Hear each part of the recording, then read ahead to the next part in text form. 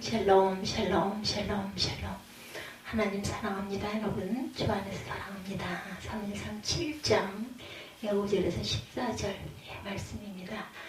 저주 대신 축복을 주시는 하나님이시죠. 7장 5절에 보면 사무엘에 이르러 온 이스라엘은 미스바로 모이라 말하죠.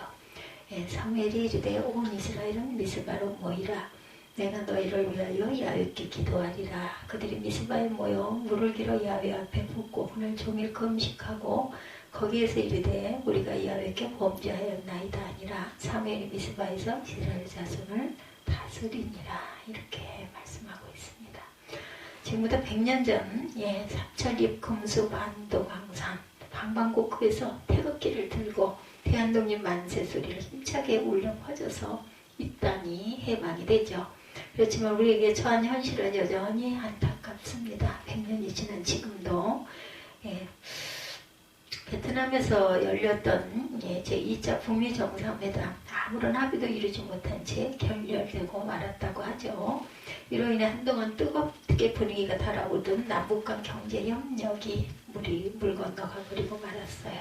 한반도를 비롯한 주변 국가들의 이 말 항구적인 평화는 여전히 멀게 느껴집니다. 이런 때 오늘 우리에게 주신 하나님의 말씀, 저주 대신 축복을, 저주 대신 항상 축복 주시는 주님을 우리가 송축합니다. 하나님께서 우리에게 주신 그 말의 권세는 생명을 불러올 수도, 사망을 불러올 수도 있고, 축복을 불러올 수도, 저주를 불러올 수도 있습니다. 그래서 우리는 자녀들을 늘 축복합니다. 우리가 축복하면 그 복이 자녀에게 임하기 때문에 축복해야 되죠. 우리가 서로를 축복하는 이유는 축복이 상대방에게 임하는 것을 믿기 때문입니다. 그런 권세를 하나님께서 우리 모두에게 주셨습니다. 너희는 왕같은 제사장이다. 이렇게 말씀하시죠. 그러나 이는 저주도 마찬가지라는 것, 저주할 때 저주가 상대에게 미칠 수 있다는 것이 바로 성경의 원리이기도 합니다. 누가복음 10장 5, 6절에 보면 어느 집에 들어가든지 먼저 말하되 이 집에 평안할지어다라. 만일 평안을 받을 사람이 거기 없으면 너의 평안이 그에게 머물 것이요. 거기 있으면 너의 평안이 그에게 머물 것이요. 그렇지 않으면 너희에게 돌아오리라. 이렇게 말씀합니다. 만약에 우리가 누군가를 축복했는데 그 사람의 복을 받을 만한 그릇이면 그 복이 그에게 임하겠지만 하나님 보시기에 그가 복 받을 만한 그릇이 아니면 그 복은 내가 축복한 대로 내게로 돌아온다라는 거죠. 그러니까 그러니 사람이 축복을 받을 만한 그릇이 아니든 상관없이 그를 축복하는 것이 나에게는 유익입니다. 그렇지만 그 반대로 저주도 똑같죠. 내가 어떤 사람을 저주했는데 그 사람이 저주를 받을 만한 짓을 했으면 그에게 저주가 임할 수 있다. 근데 그가 저주받을 만한 합당한 자가 아니면 저주가 내게로 되돌아온다라는 거죠. 만에 하나 그가 저주받기 합당한 자가 아니면 과연 어떻게 되겠어요? 그 저주가 내게로 다 쏟아진다. 이것이 바로 축복과 저주의 영적인 원리입니다. 그래서 성경은 너희를 저주하는 자를 위하여 축복하라 이렇게 말씀하죠. 나를 박해하는 사람을 내가 축복하는 것은 그 사람을 위해서가 아니라 바로 나를 위해서라는 거죠. 그것이 진정 내가 살아있기 때문이라는 것. 살 길이 열리는 거죠. 그렇게 함으로 나는 마침내 세상에 감당할 수 없는 사람이 됩니다. 근데 이스라엘의 역사를 살펴보면 그 땅에도 이가봇의 저주가 임했고 에베네셀의 축복이 있음을 알 수가 있습니다. 이가봇이란 무슨 뜻이에요? 하나님의 영광이 떠나버렸다. 엘리의 그 며느리 비느하스죠. 하나님의 영광이 떠나버린 그때 이스라엘 백성들이 이방인의 손에 붙임받아서 고통의 멍에를 베어야 했어요. 그래서 그들 사이에 부끄럽고 수치스러운 일들이 계속적으로 일어납니다. 에베네셀의 축복이 있던 그 시대는 다르죠. 에베네셀은 무슨 뜻이에요? 하나님이 여기까지 도우셨다. 하나님이 도우시는 시대. 그때 하나님의 영광이 이스라엘 백성들과 함께 하셨어요. 그때 이스라엘 백성들의 크나큰 승리가 있죠. 하나님의 손이 이스라엘 백성들을 붙드시고 지켜주심으로 말미암아서 그들 가운데 평화가 유지되죠. 그렇다면 지금 이 나라는 어떤 상황에 처했습니까? 우리에게 들려주신 하나님의 말씀을 통해서 이가봇의 저주가 후를 떠나버리고 에베네셀의 축복을 만끽하고 살아가는 저와 여러분들 이 나라 이민족이 되시기를 주님의 이름으로 간절히 축원합니다. 근데 하나님의 영광이 떠났던 때는 엘리가 사사로서 이스라엘을 다스리고 있을 때였죠. 몸도 늙었지만 그의 영은 더더욱 쇠퇴할 대로 쇠퇴해져 있었어요. 제사장의 본분인 기도하는 일을 게을리합니다. 한나가 기도할 때 술에 취한 줄 알 정도로 기도와 담을 쌓은 그러한 제사장이었던 것이죠. 그가 이처럼 영적 분별력이 없으니까 그 시대에는 하나님의 음성이 들리는 곳조차 희귀했어요. 제단은 있었지만 기도가 없었습니다. 말씀이 없었습니다. 그 제단은 한마디로 불 꺼진 제단이었다. 그러다 보니 이가봇 하나님의 영광이 떠나버리고 만 것이죠. 더욱 엘리의 두 아들 홈리와 비느하스는 하나님을 전혀 두려워할 줄을 몰랐어요. 그들은 이스라엘 백성들이 하나님께 드리는 헌물을 중간에서 가로챕니다. 심지어는 성막에서 수종드는 여인들과 음란을 자행하기도 하죠.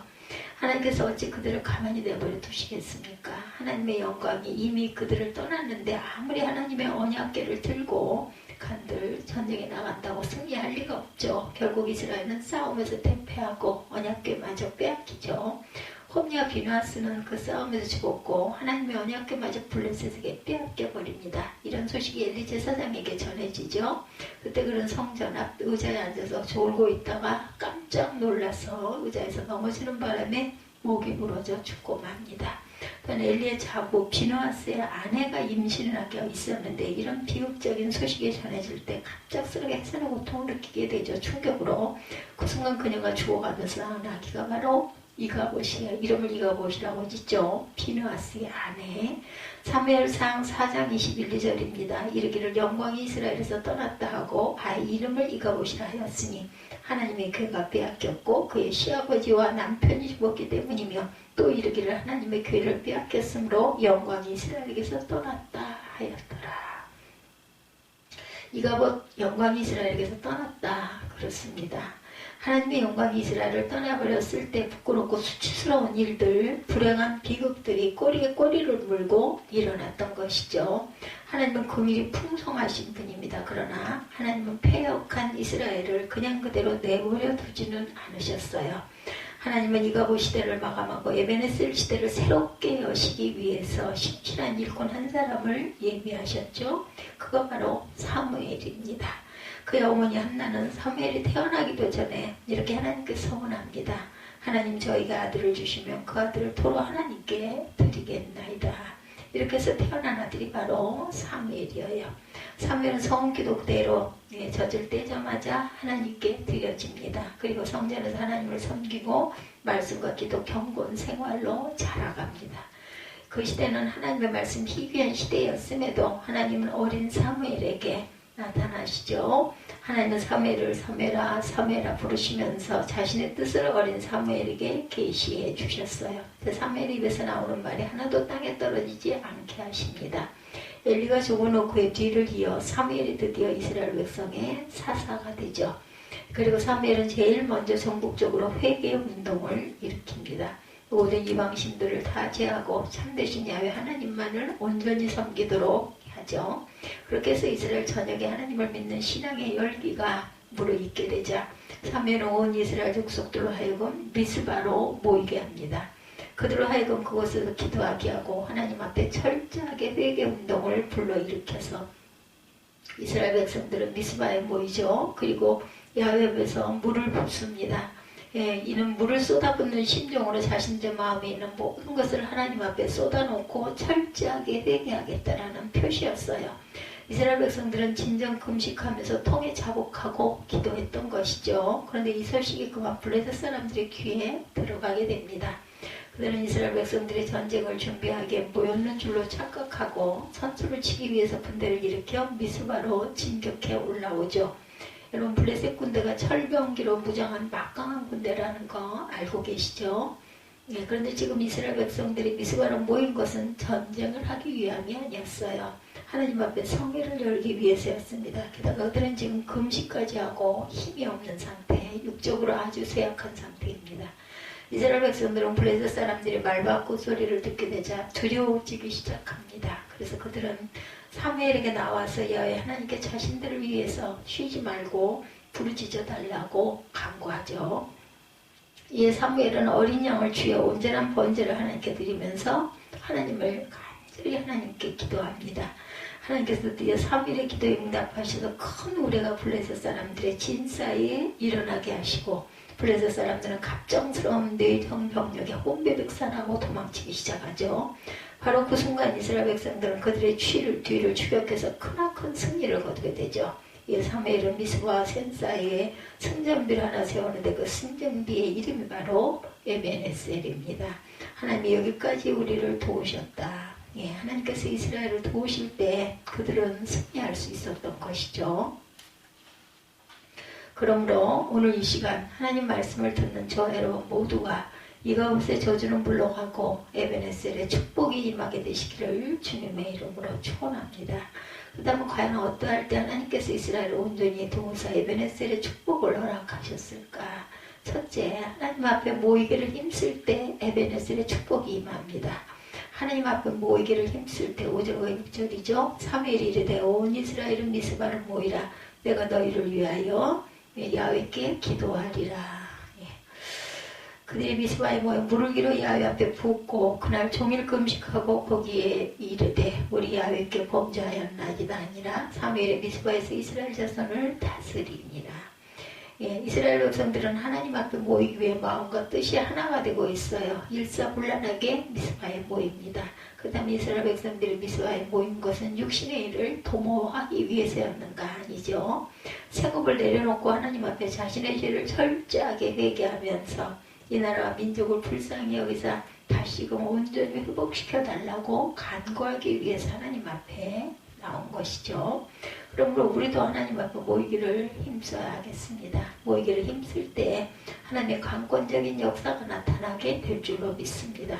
하나님 앞에 모일 때 나도 살고 너도 살고 우리 모두가 살게 될 줄 믿습니다. 저 아무리 활활 타오르는 장작돔이라 할지라도 따로따로 떼어놓으면 얼마 안 가서 그 불길은 금방 사그라들죠.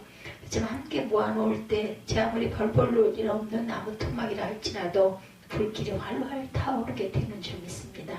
기독교 역사를 보면 신앙의 부흥운동은 언제나 하나님 앞에 함께 모일 때 일어났죠. 마가의 다락방이 120명의 성도가 함께 모였어요. 그리고 간절히 기도했고 그럴 때 성령의 역사가 뜨겁게 일어납니다. 성령의 권능을 받게 되죠.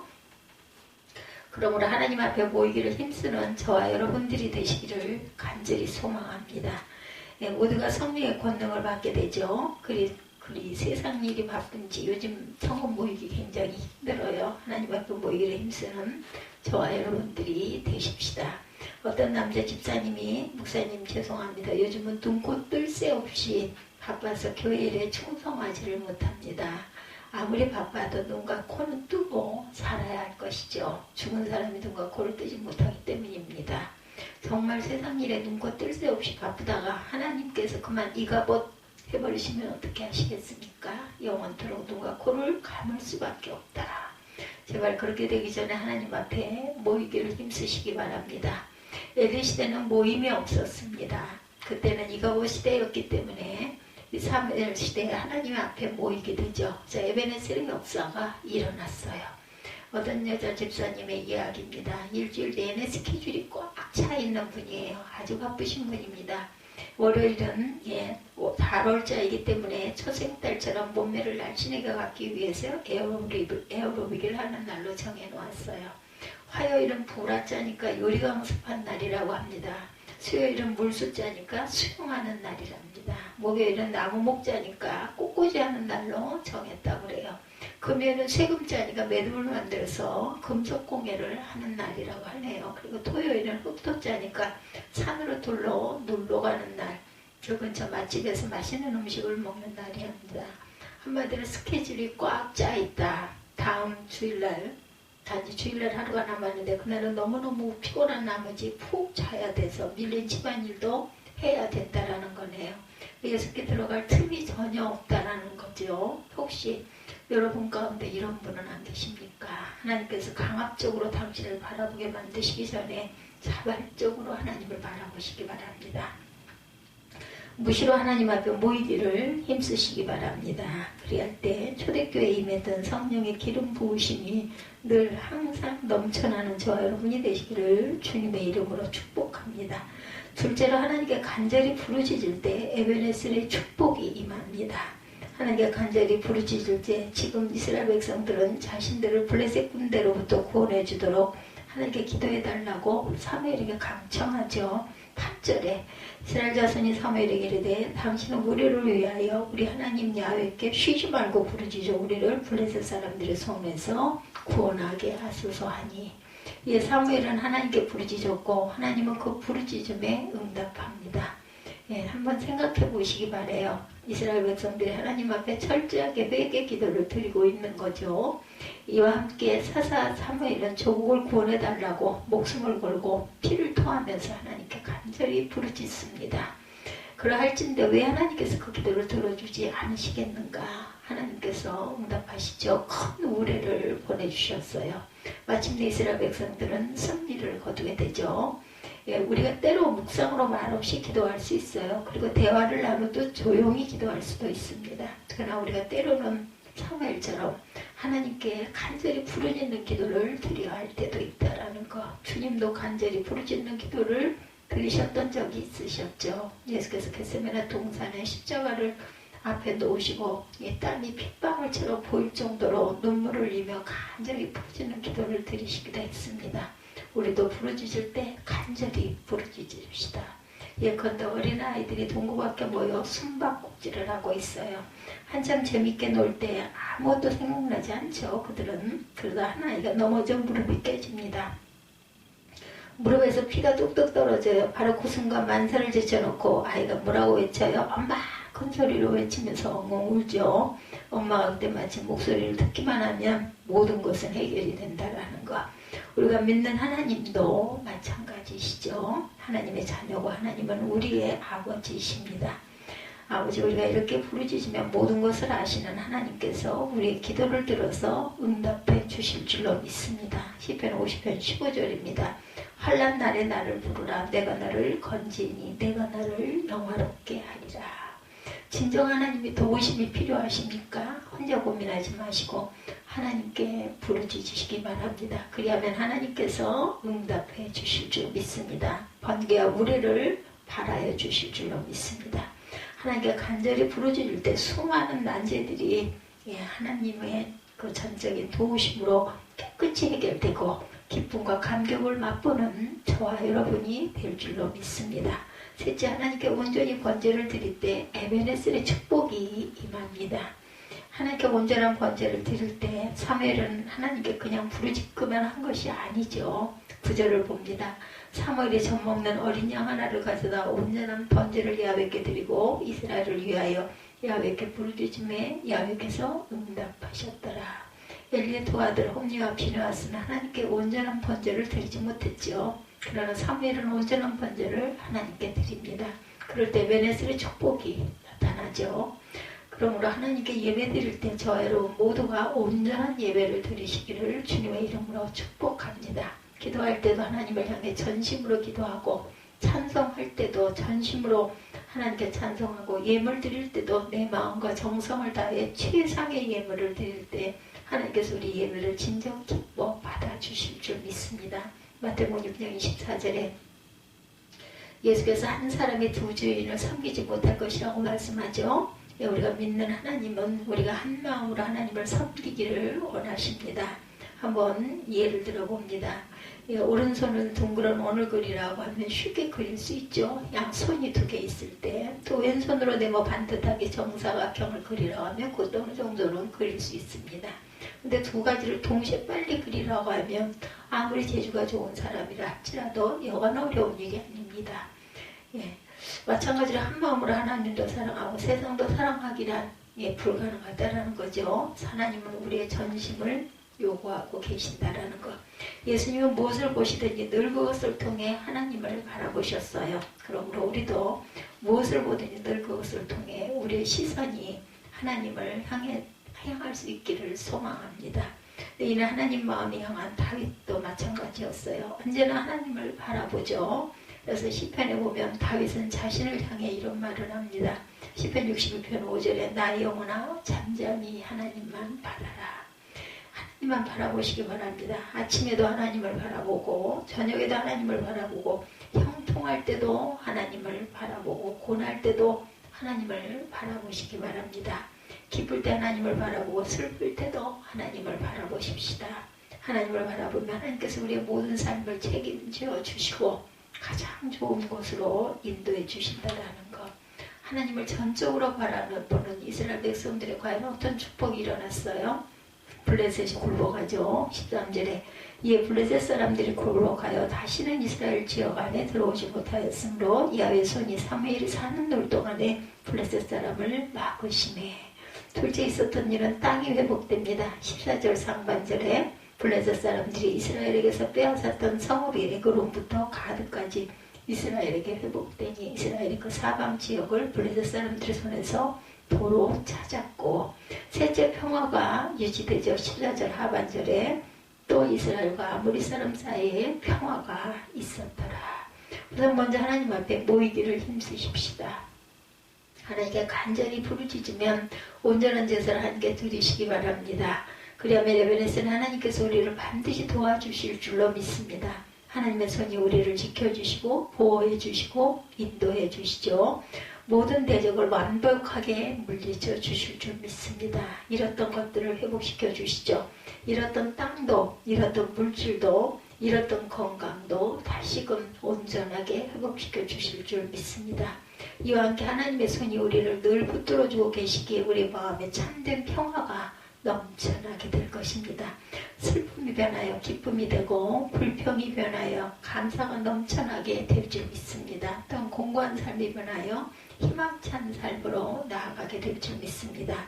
오늘 우리에게 주신 하나님 말씀 다 같이 한 목소리로 합독합니다. 12절이죠. 사무엘이 돌을 취하여 미스바와 셈 사이에 세워 이르되 야훼께서 여기까지 우리를 도우셨다 하고 그 이름을 에베네셀이라 하니라. 예, 우리에게 주신 하나님의 귀한 은혜, 이제 38선의 장벽이 그어진 지가 어느덧 70주년이 도래하고 있어요.